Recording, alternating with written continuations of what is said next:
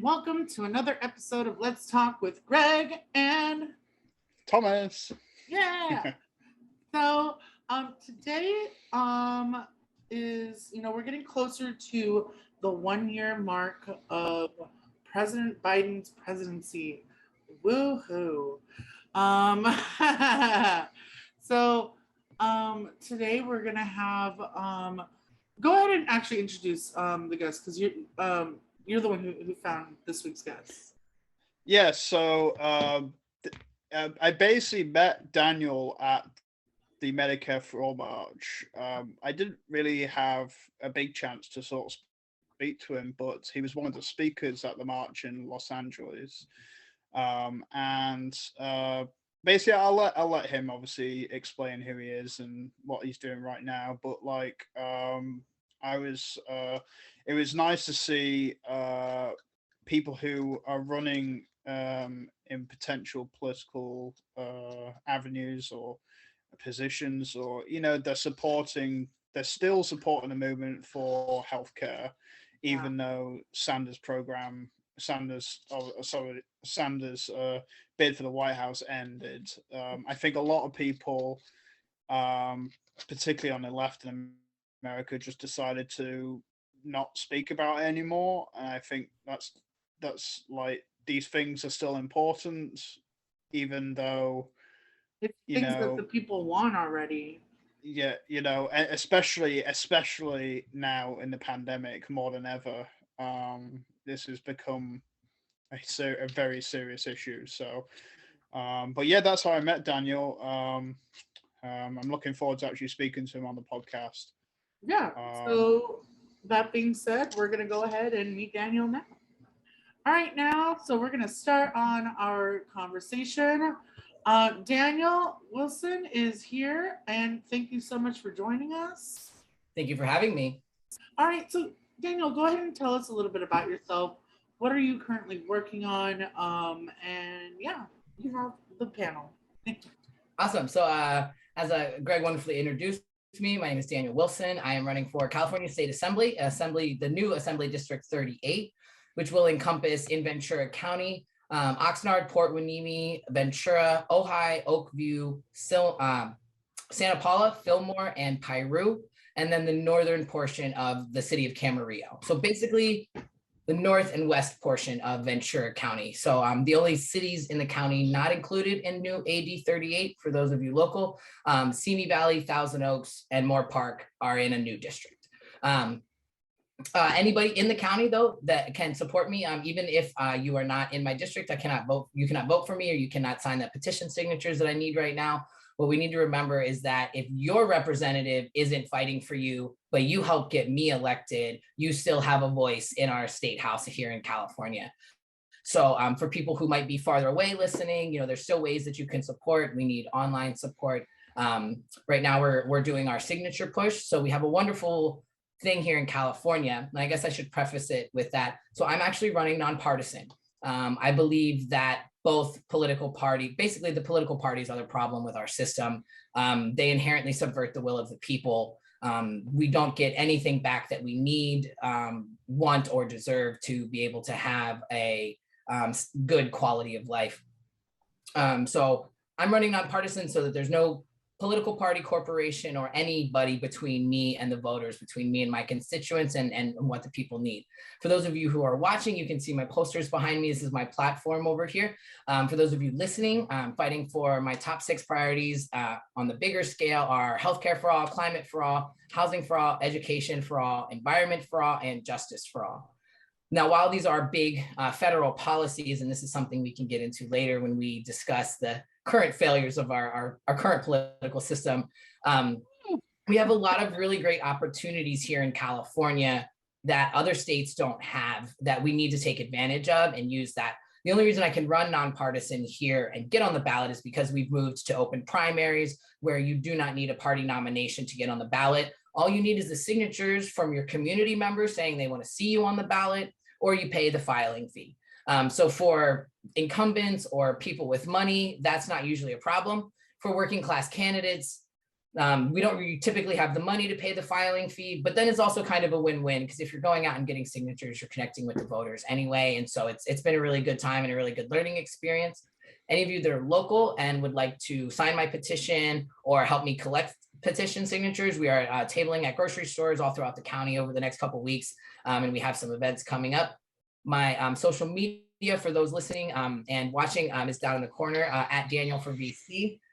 So if you have any interest in helping or connecting with the campaign, you can do so at Daniel for VC on any social media. It's my name on all of them. And then votefordaniel.com is the website. And basically, we're just fighting for a better quality of life for all of us.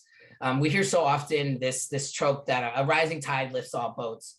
Well, if we are in a boat that is 20 leagues to the bottom and we fall out of the boat, we're dead. So instead of raising the waters, we need to raise the floor so that we have a better standard quality of life so that when we do fall, we can still stand up and get back on our feet and continue going. So it's not about rising all tides. I feel like that's a weird, almost backwards trickle, like a backwards way of saying like trickle down economics, because who's going to rise the tide? So we've got to get these corporations or somebody that has no interest in doing so to put something out. And so instead we need to flip everything on its head, focus on the workers, focus on the people who are building this economy and what keeps it going, our country, our wonderful innovations. Every good thing that we do is our people. And it's the corporations and our current politicians that are destroying and inhibiting our growth and our potential.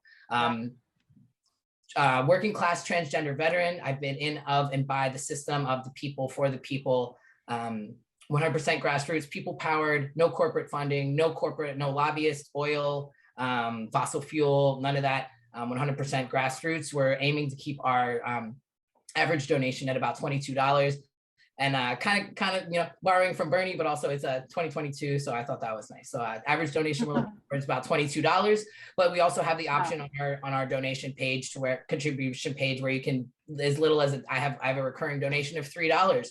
That is amazing. And I'm so thankful for that $3 that comes in every month. So you don't have to be able to give a lot. Every dollar helps. No matter what you do, where you are, support your local candidates.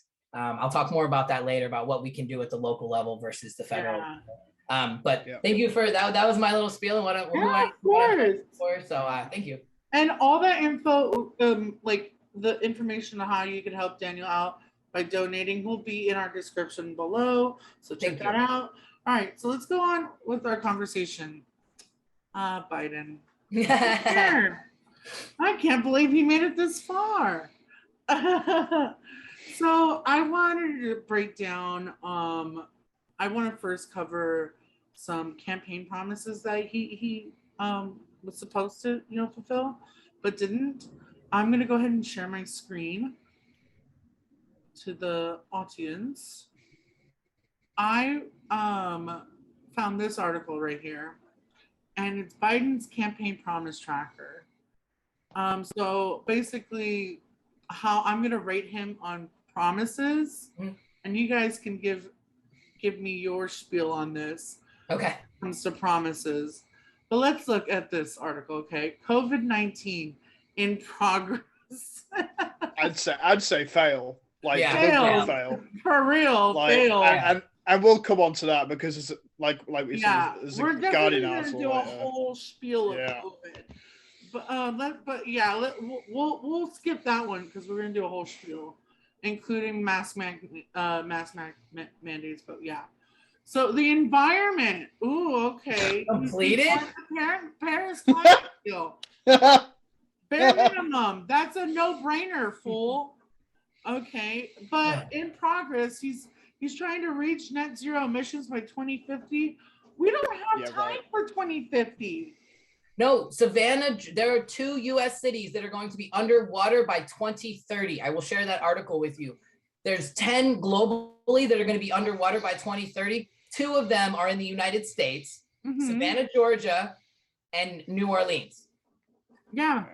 2 of the largest Black, minority, and working class populations that nobody's doing anything to prevent this. We've seen New Orleans get destroyed.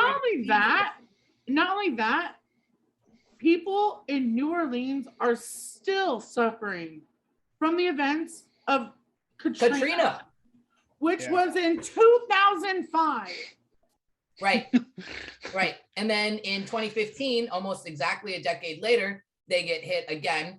Or was it? No, it was in the last 2 years they got hit again. Yeah, because Trump was throwing paper towels at people. So we God. Katrina happened, and then nothing has been done to fix those levees or correct anything, rebuild a community that was destroyed by failed infrastructure that could have been prevented. Well, because it's not a white community. You know, if it was a white community, exactly. You know, and that's why it concerns me that it's those two cities. Because is anybody going to do anything? We're already not, and that's 8 years from now. Well, Biden. I don't know if you saw recently. He was bragging on TV about how he's basically solved the clean water crisis in America. Right? I can't remember what it was. Meanwhile, in Flint. And I'm just like, how is that a brag? This is the richest country in the world, and you're only just getting around to fixing clean water in the United States. Like that, to me, that is not a brag. That is shameful. Yeah, absolutely shameful. Flint, Michigan hasn't had clean water since 2013. Yeah. But anyway, moving on. Where's our public option? Anyone? I remember coming from a guy who said he would veto Medicare for all if it passed Congress. Are we really surprised that he's done nothing? Codify Roe v. Wade in progress. Wow. Failed. I'm going to just say failed because now we might be losing Roe v. Wade. Right. So not only have you not codified it, we're going backwards on that front. Like why? That shouldn't even be in progress. That should absolutely be failed. I like how the above one says awaiting action. I know. Waiting. Aren't we all? Aren't we all? Aren't we all? I just want to go back to those two. The first one about the public option. Well, Joe Biden's going ahead with privatizing Medicare. That's something that's happening right now. And that was started by Trump. That was a Trump initiative, and Joe Biden is pushing ahead with the same initiative, which is moving towards privatizing Medicare, which is the only form of, apart from Medicaid, the only form of social health care in the United States. And then the second one about, sorry, could you go back to... Oh, yeah, Roe v. Wade. Roe v. Wade. Democrats have had, what, like 50, 60 years to codify it? 1994. And Obama had nearly 60 seats in the House after his first election, and he's still, and by the way, that was a promise in Obama's platform in the very first election. Yeah, can I just say something? You know what pisses me off? It has nothing to do with Biden, but everything to do with Obama. So kind of Biden. Is that Obama couldn't do anything because of Congress. He had 60 seats. They were Democrats. They had enough. Remember, they had a super majority. They had enough control to get rid of the filibuster. Yeah. They could have expanded the Supreme Court, have a public option, work on the climate crisis. Anything. So any liberals out there, don't sit and tell me that the Democrats are the good guys, okay? But they've never cared, because even Hillary Clinton's platform had Tim Kaine as a vice president, and Tim Kaine was a pro-lifer. Yeah. You know what I mean? Like, so they've never actually cared. It's all about fundraising. The whole time it's been fundraising. I'm going to go ahead and skip foreign policy because that's a whole episode in itself. Yeah. Immigration. What is this? Unclear. Unprolonged migrant detentions. No, that should say failed. That's a failure. Because he expanded it. Because where did you find this? Where did you find this? I told you this is for comedy, y'all. This is for comedy. It is definitely a failure. You have continuing Trump policies on the border, and yet we're getting crickets from the liberal media. They're just changing the shape of the box they're putting them in. That's all they did. They took them from sleeping inside cages on a cold concrete floor to probably doing the same thing inside of a trailer. Like, it's just a different locked box. Mm-hmm. Yeah. And then, yay, we undid Trump's travel ban, y'all. Bare minimum shit, y'all. Bare minimum shit. Gun control awaiting action. Aren't we all? Aren't we all? You know? So I'm just gonna end it right there because that was the comedy for the show, at least. Thomas, I want you. I could bring up the article if you want, but give us your take on Biden's performance of COVID. I mean, like, look, when Biden won the primary, I knew that it was like. Problem is, Biden when Biden won the primary, everyone acted like nobody knew Biden's history. Like nobody knew, this is a guy who hung out with segregationists, like when he was in Congress. Like, this is a guy who, like, at every vouched for the crime bill that put so many black people in prison. Like, this is a guy who made it, and you know what? The most nefarious one of all, right, is him promising to cancel student debt when he himself was the one who wrote the current laws so that you couldn't declare bankruptcy to forgive your student loans. He did that in Congress.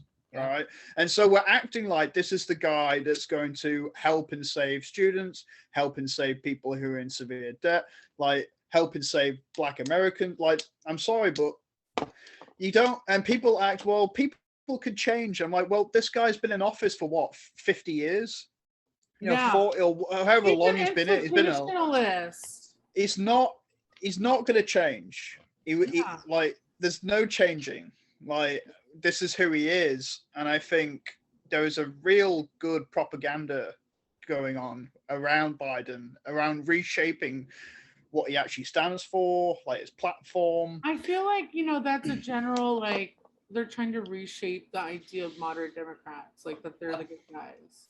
Yeah. Or they're trying to be pushing this false narrative that, they've been giving us for years now. How come every year is the most important election? That the most important election of our lifetime has happened 5 times. I've been having that I've heard that since 2012. Right. It's so you can't keep doing it, because at some point people are just not going to take it seriously when they actually do need to take it seriously, and that's the problem. They keep weaponizing. The problem is there's no actual left party in the United States, right? There's no actual party that funnels that actually works for working people, and so the Democratic Party is essentially taking up the place of an actual it's taken up the place of what should be a rightful left party, or a rightful party that looks after the well-being of all Americans, but they're just a placeholder. Not even a placeholder. I feel like it's more, I don't know what analogy I'm looking for, but like a fox in the hen house. It's a distraction, it's a pretense, because at one point they at least could hold the semblance that they were the party of the working people. But since the 80s, and especially with Clinton, NAFTA, repealing Glass-Steagall, like it's been a steady decline, or I guess decline for us. What you get with neoliberalism. Right, exactly. And so as they bought into they saw Republicans winning in fundraising by going with corporations and all this interest. And so they went the same route. And so they still tried to pretend to be the party of the people. Yeah. But they're not. They're absolutely not. And there's a very awesome clip of Lawrence O'Donnell, I'm sure you two have seen it, where he says the quiet part out loud, that the Democrats never have to listen to anything on the left because they know we have nowhere to go. We're never going to go join the Republican Party, and there's nothing else for us to do. We are a captive voting base. We are a captive audience that they just, Michelle Obama is already out there guilting people to vote, or it's our fault. Yeah. For 2022 and 2024. I saw that. Yeah. They continue to put the blame on voters. for their failures, number one, while they're gerrymandering the districts. Yeah. Like, look at the 2016 election. Clinton blames Bernie because for her loss. And a month ago, You they have are. her out on MSNBC right now saying the Democrats need to stop going radically left and appeal to the moderate conservative. And yet, you'll never have a Republican appeal to Democrats. It's so funny because they act like Biden's leftist agenda is what's tanked his campaign or tanked his administration, when the reality is he's not done anything. Well, that's a convenient thing. They do that on purpose. Actually, I watched a YouTube video on this the other day where Republicans will interchange leftist and liberal and progressive, interchange all of them. And some of us on the more extreme, more left will correct people and call it out. But liberals and mainstream media, they don't. They just let the Republicans say whatever they're going to say. No. And he said, the gentleman talking about this, Bo of the Fifth Column, if anybody's seen him, he's fantastic. I'll share that. Really good job of presenting issues that everyday people can understand, breaking down facts.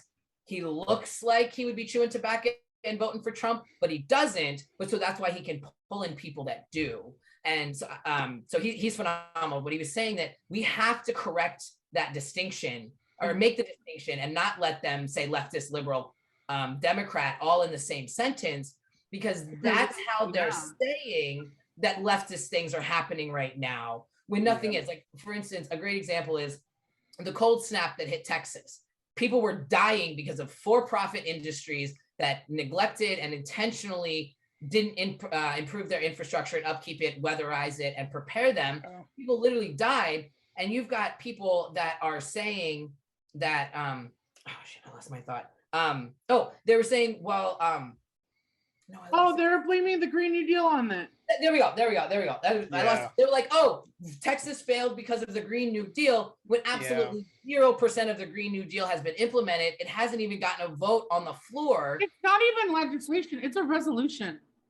And that's a whole nother conversation we can have. It's not even policy. It's just not policy. It's Congress agreeing that we have a problem. We can't even get them to vote and agree that we have a problem.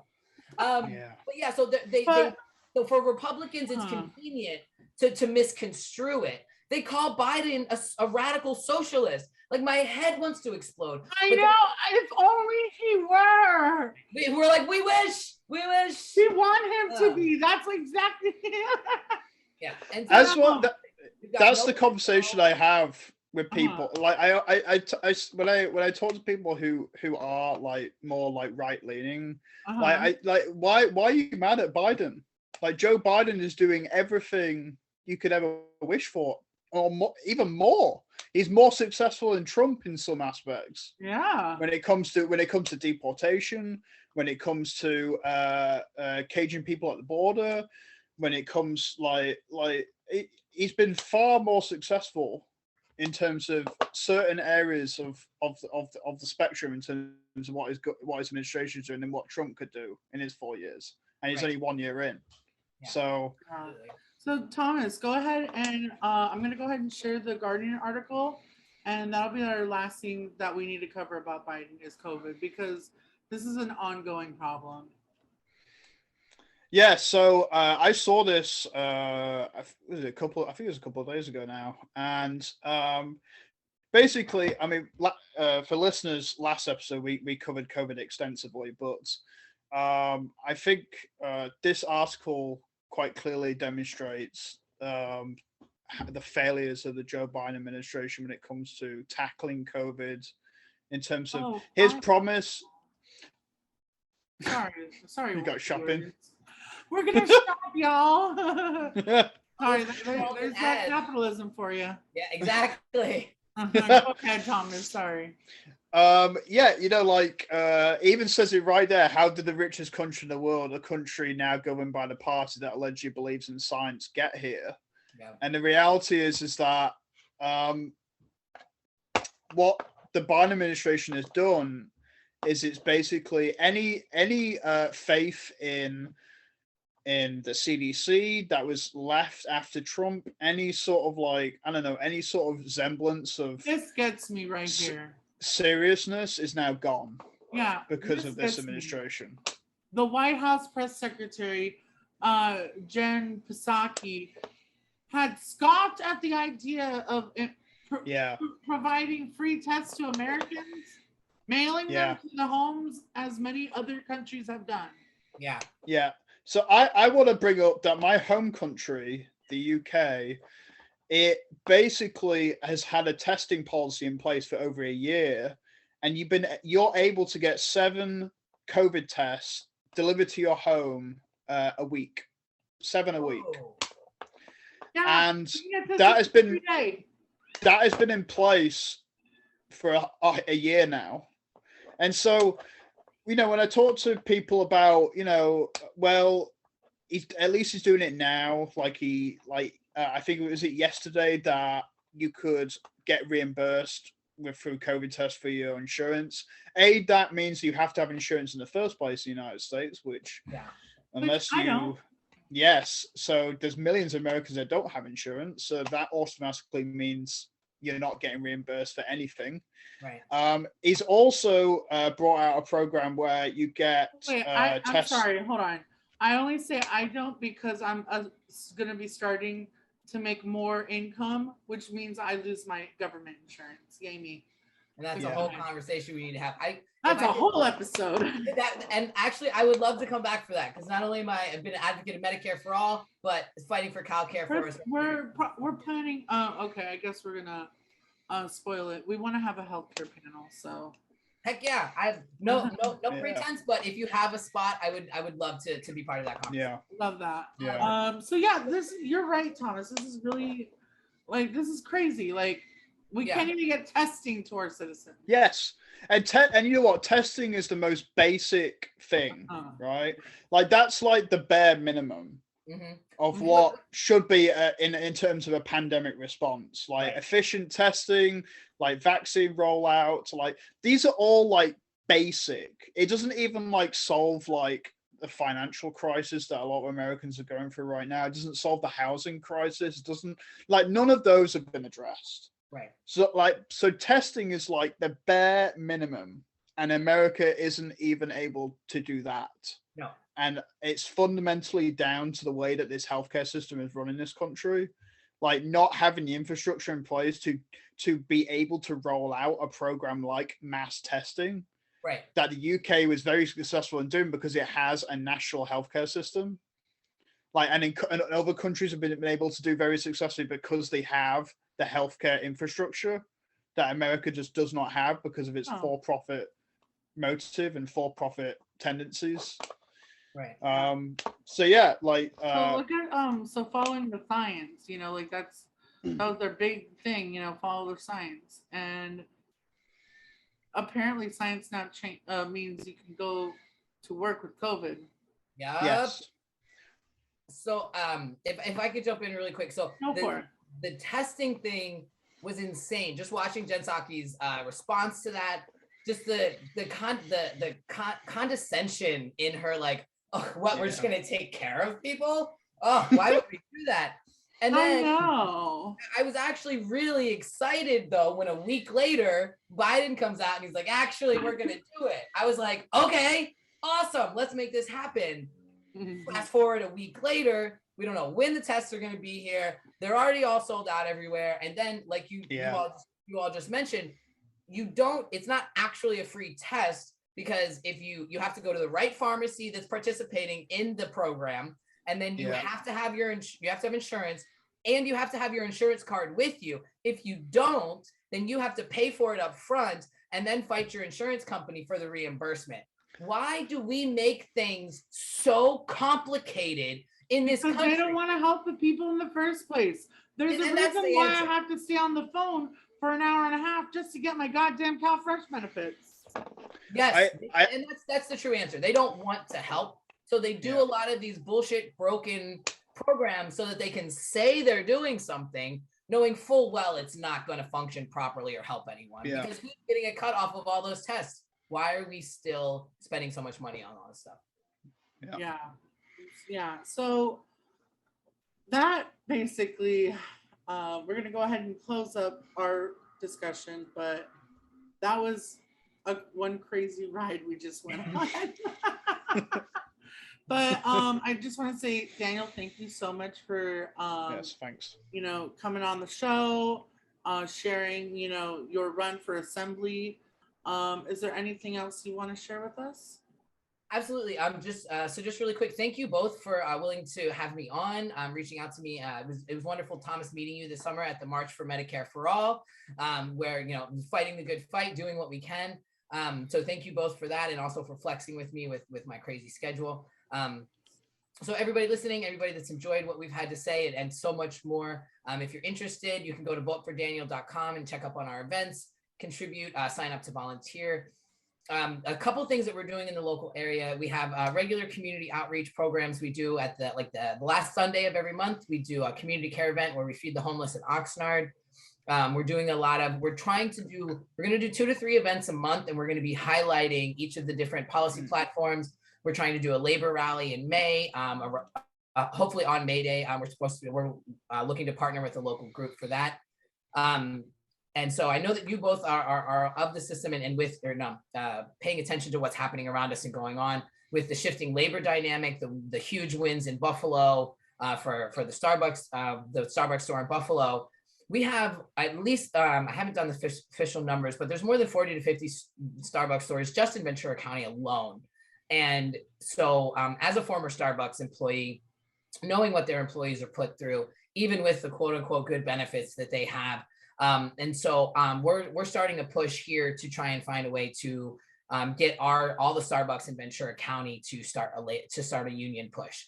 So we're going to be out and connecting with them. If anybody has any resources or any ideas or suggestions of ways that we can facilitate that or make that happen, the time is now. If we do not take advantage of the shifting dynamics right now. So one thing I will say is, for all of the harm that has been done by the pandemic, there is a huge silver lining in that it blew the doors wide open on the extent of the rot of our system, both politically, our economic system, our healthcare system, our educational system.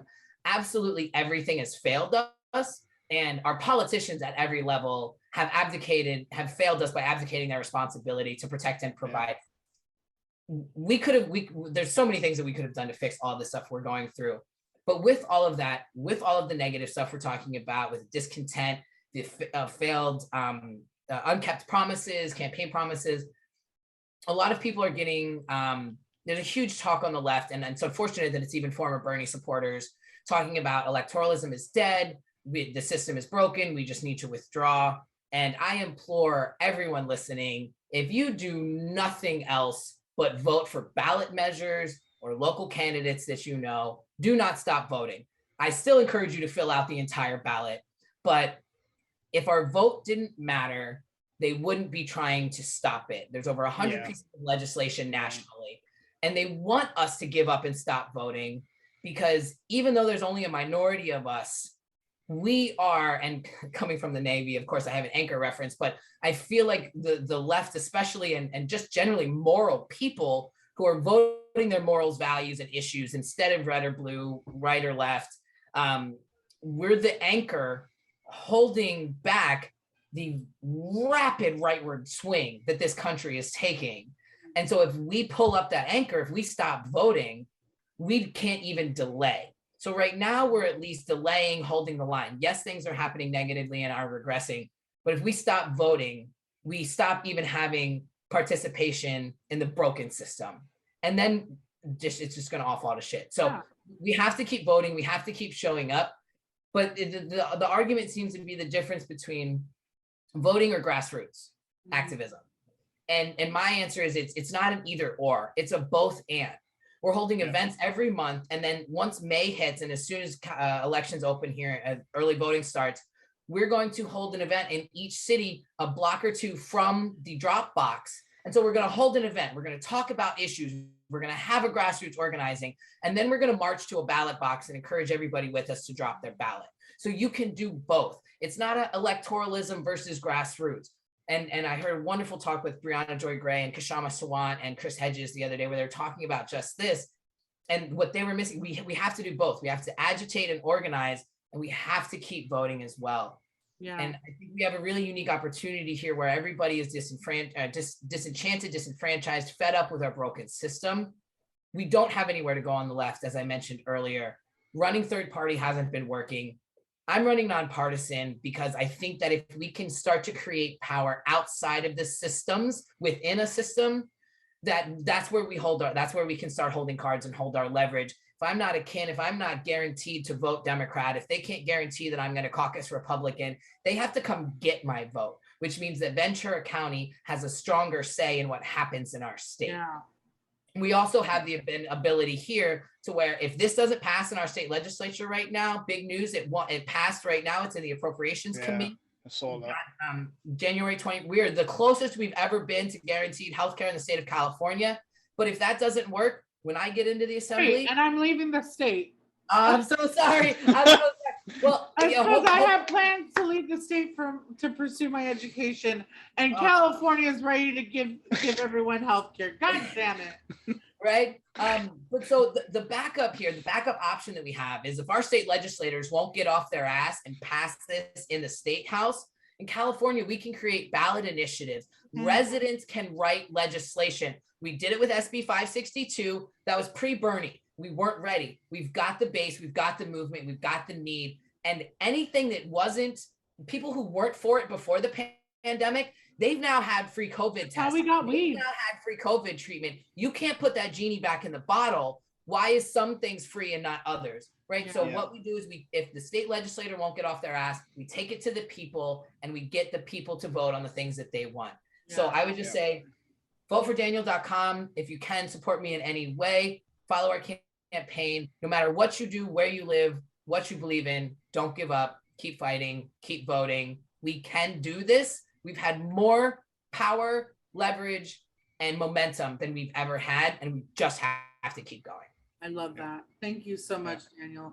And folks, tune in next week for another episode of Let's Talk with Greg and Thomas. There you go. All right, take care, folks.